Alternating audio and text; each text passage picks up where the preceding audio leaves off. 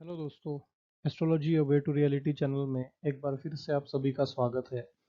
दोस्तों, हमने पिछले वीडियो में देखा था कि कुंडली में दीर्घायु योग कैसे बनता है, कैसे 8th हाउस से हम इंसान को कह सकते हैं कि ये तो जातक दीर्घायु होगा, तो उसमें कैसे योग बनेंगे और वो उसकी आयु एवरेज कितनी होगी। ये सब बातों के बारे में हमने दीर्घायु योग के वीडियो में जाना था। तो अब हम इसमें जानेंगे कि अल्पायु योग जो होता है वो कुंडली में कब होता है और उसमें जो कुंडली में क्या सिचुएशन बनती है जिसकी वजह से कुंडली में जातक अल्पायु हो जाता है। तो इसके लिए हम बात करेंगे कि अल्पायु योग में 8th हाउस के लॉर्ड की पोजीशन देखनी चाहिए, साथ ही साथ लग्नेश की सिचुएशन भी देखनी ज़रूरी है, और साथ ही साथ दूसरे प्रकार का जो बालारिष्ट नाम का योग होता है, जो बचपन में ही अघटित घटना इंसान के साथ घट जाती है, जैसे कि मतलब मृत्यु हो जाना कम एज में, तो उसको बालारिष्ट कहा जाता है।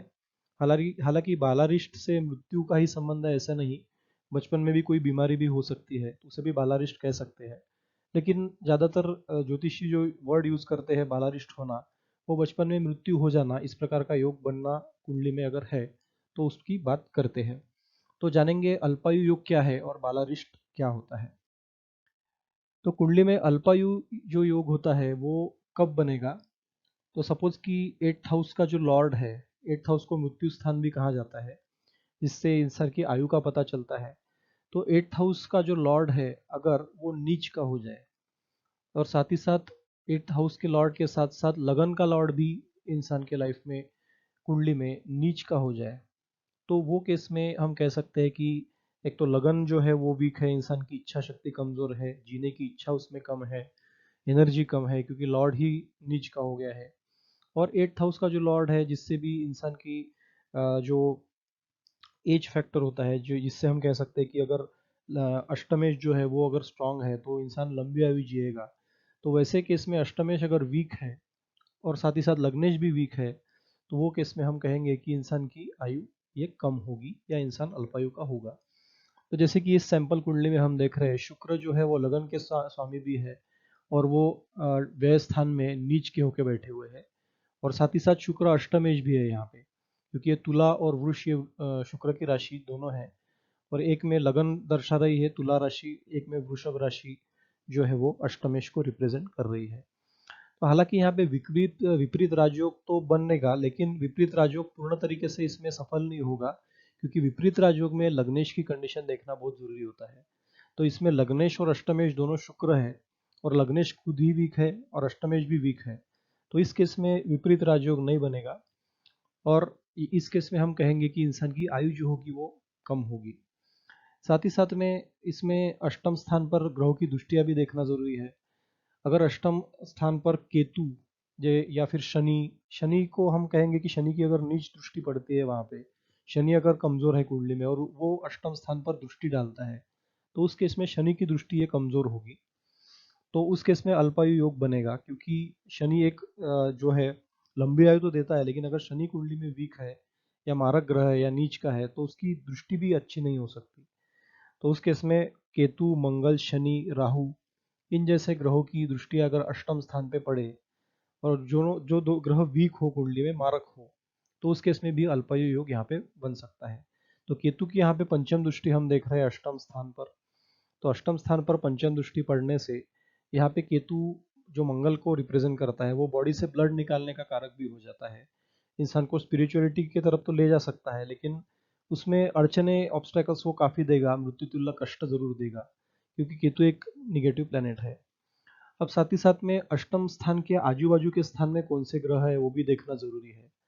अगर अष्टम स्थान के आजू बाजू में क्रूर ग्रह हो या पाप ग्रह हो, तो वो केस में भी हम कह सकते हैं कि अष्टम स्थान जो है वो प्रभावित है पाप ग्रहों से, वो हल्का है, और इंसान की मृत्यु वो शीघ्र ही करा सकता है। तो इस कुंडली में हम मंगल को सप्तम स्थान में बैठा देख रहे हैं, राहु को नवम स्थान में बैठा हुआ दिख रहा है। अब ये बात छोड़ दे कि मंगल स्वराशिस्थ है या राहु उच्च का है, ये बातें इतनी मैटर नहीं करेगी। अगर अष्टम स्थान के आजू बाजू में ये पाप ग्रह हो जाते हैं, तो वो केस में वो अष्टम स्थान को वो प्रभावित कर देंगे, और इंसान की मृत्यु में काफी कष्टदायक इंसान की मृत्यु होगी, और वो इंसान अल्पायु हो सकता है। तो इस प्रकार के ये 3-4 योग हमने देखे। पहले तो लग्नेश की स्थिति, लग्नेश और अष्टमेश दोनों भी अगर वीक हो तो विपरीत राजयोग इसमें नहीं बनेगा। और अष्टमेश का किसी भी हाउस में अगर वीक का होना, ये अल्पायु को रिप्रेजेंट जरूर करता है। साथ ही साथ अष्टम स्थान पर नीच के पापग्रह की दृष्टि हो, या किसी जो पापग्रह मारक है उस पापग्रह की अगर अष्टम स्थान पर दृष्टि हो, तो भी इंसान की आयु को वो घटा देता है।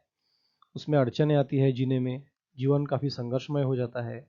और अष्टम स्थान के आजू बाजू में पापग्रह हो तो वो भी अष्टम स्थान को प्रभावित करके इंसान को आयु में वो प्रॉब्लम्स क्रिएट करते हैं। तो इस प्रकार के 3-4 योग हमने इसमें देखे, जो कि अल्पायु के कारक बन सकते हैं, इंसान की आयु में अड़चने ला सकते हैं। और अगर अष्टम स्थान पर शनि या फिर राहु जैसे ग्रह अष्टम स्थान में ना बैठे हो तो भी इंसान की आयु ये कम हो सकती है। जैसे कि हमने देखा था कि शनि डिले का कारक है, तो ऐसा शनि अष्टम स्थान में बैठना इंसान की आयु को बढ़ाएगा, या फिर राहु भी बढ़ाएगा, क्योंकि राहु शनि की छाया है। लेकिन ये दोनों ग्रह अष्टम में नहीं है, तो हम कहेंगे कि अष्टम स्थान कहीं ना कहीं ये कमजोर हो सकता है या आयु कम हो सकती है। अब बात करेंगे इस कुंडली में बुध की कंडीशन जो है, जो व्ययश है, वो भी बुध अपने शत्रु के राशि धनु में है। तो ऑलरेडी शुक्र नीच का है और 6th हाउस का स्वामी बुध भी कमजोर है। तो इस कुंडली में ये अष्टम स्थान ये काफी हल्का है और इंसान की मृत्यु ये कभी भी करा सकता है। ऐसा योग इसमें कुंडली में जरूर बन रहा है। तो इस प्रकार के योगों से हम देख सकते हैं कि इंसान की आयु ये कमजोर होगी। इंसान एक जो उसकी प्रेडिक्शन है कि उसकी आयु ये कम हो सकती है, तो इन इन सिचुएशन में ये कमजोर होने के योग है। साथ ही साथ अष्टम टू अष्टम स्थिति जो हमने दीर्घायु योग के कुंडली में चैप्टर में भी देखी थी, तो इसमें अगर अष्टम से अगर अष्टम मान लिया जाए स्थान, तो यह है पराक्रम स्थान। और पराक्रम का स्वामी स्वामी जो गुरु है, अगर ये गुरु कहीं नीच का पड़ा हो गया, सपोज कि गुरु चतुर्थ स्थान में नीच का पड़ा हुआ है मकर राशि में, तो यहाँ पे तृतीय स्थान वीक है, यानी कि पराक्रम स्थान वीक है, तो इस केस में भी ये अल्पायु इंसान को करा देगा, या कम आयु में भी मृत्यु को इंसान को प्राप्त इंसान हो जाएगा। तो अगर पराक्रमेश नीच का है या मारक है कुंडली में, या शत्रु राशिस्थ है, तब भी इंसान के आयु को वो कम करा सकता है। साथ ही साथ दशमेश जो है वो भी देखना चाहिए कुंडली से। अष्टम से पराक्रम जो है वो दशमेश दशम स्थान होता है। अगर दशम का लॉर्ड सपोज कि इस कुंडली में चंद्रमा है, अगर चंद्रमा कहीं जाके नीच का होकर बैठ गया, तो इस कुंडली में फिर अगर चंद्रमा वीक है, तब भी इंसान की मृत्यु शीघ्र वो करा सकता है। वो कैपेबल होता है इंसान की मृत्यु शीघ्र कराने में। तो दशमेश अगर नीच का है, शत्रु राशिस्थ पापाक्रांत है, या पराक्रमेश पापाक्रांत है, शत्रु राशिस्थ नीच का है, तब भी इंसान की आयु पे वो इफेक्ट डालेगा और इंसान की आयु घटा देगा। तो दोस्तों हमने ये 6-7 योग जाने जो कुंडली में इंसान की आयु को कम करा देते हैं या अल्पायु बना देते हैं। अब बात करेंगे कि बालारिष्ट कब होता है। वो एक कुंडली का हम एग्जाम्पल लेंगे और देखेंगे कि बालारिष्ट कब होता है। तो ये एक सैंपल कुंडली, और इस कुंडली में चंद्र जो है वो 12वें स्थान में बैठा हुआ है। तो बालारिष्ट की कंडीशन ये होती है कि जब कभी भी चंद्र छठे, 8वें या 12वें भाव में बैठा हो, तब बालारिष्ट योग इंसान की कुंडली में हो सकता है। उसमें भी काफ़ी सारी एक्सेप्शन है, काफ़ी सारे अपवाद है।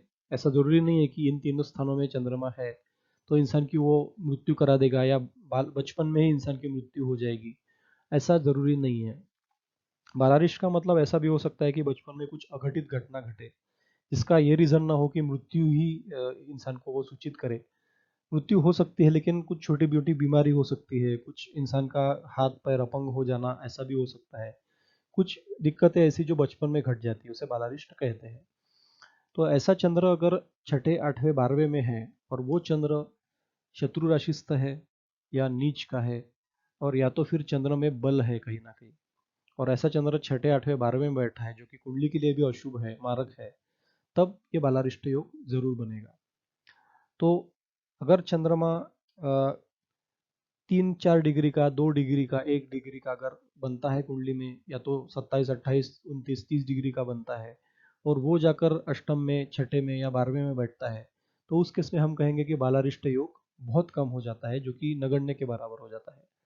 तो चंद्रमा की कंडीशन, उसमें जो बल है वो भी देखना चाहिए।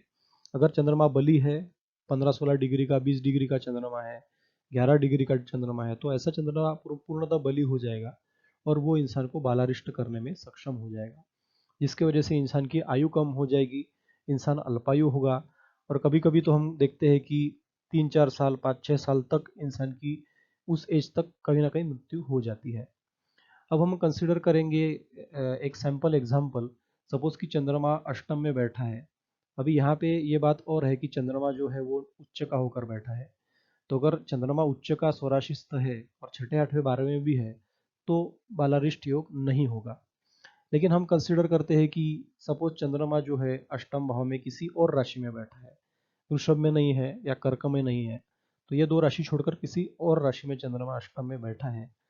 तो अगर वो शत्रु राशिस्थ है और बली होकर बैठा हुआ है, डिग्री वाइज बल लेके बैठा हुआ है, तो उस केस में बचपन में जलाघात करने की संभावना इंसान की प्रबल हो जाती है और जो बालारिष्ट की कारण बनती है। तो जलाघात कैसे होता है कि इंसान पानी में डूबकर मर सकता है।